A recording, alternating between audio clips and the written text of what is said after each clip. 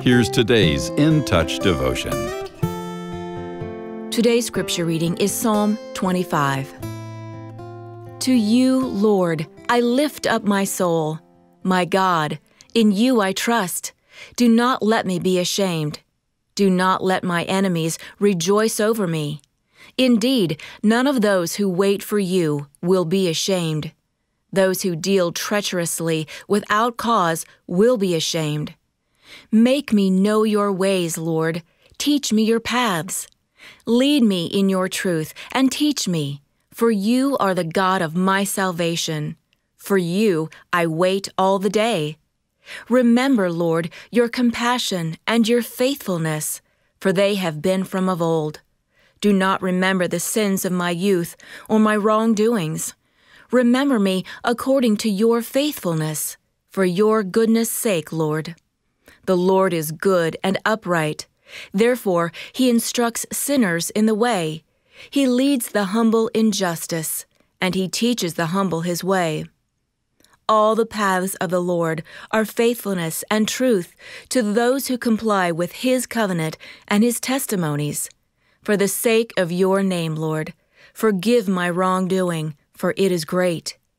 Who is the person who fears the Lord? He will instruct him in the way he should choose.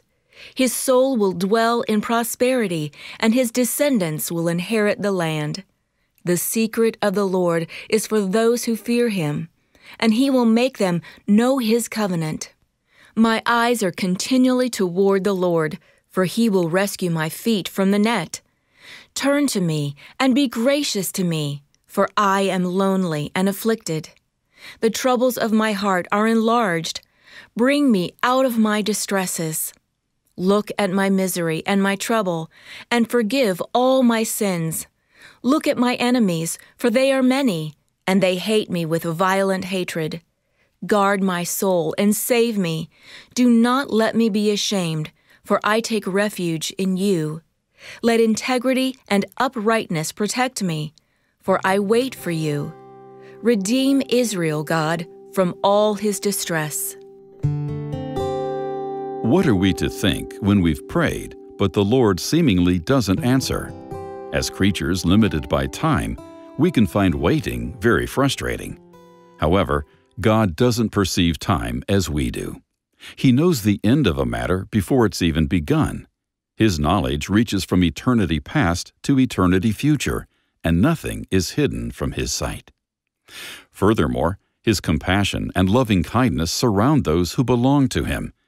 He allows difficult circumstances in our life not to destroy us, but rather to build up our faith and bring us to spiritual maturity. Sometimes he withholds answers because they're not spiritually beneficial for us. Psalm 25, verses 9 through 10, teaches that waiting on the Lord requires at least three things of those of us who are believers. 1. Instead of demanding that God do things our way, we must humble ourselves so he can teach us his ways. 2. We must trust the Lord's leadership, knowing that all his paths are established on his loving kindness and truth. And 3. We must be obedient to him, which sometimes requires waiting and trusting. If God seems slow in answering your prayer, realize that he hasn't left you, but is redirecting you to be content with his current path.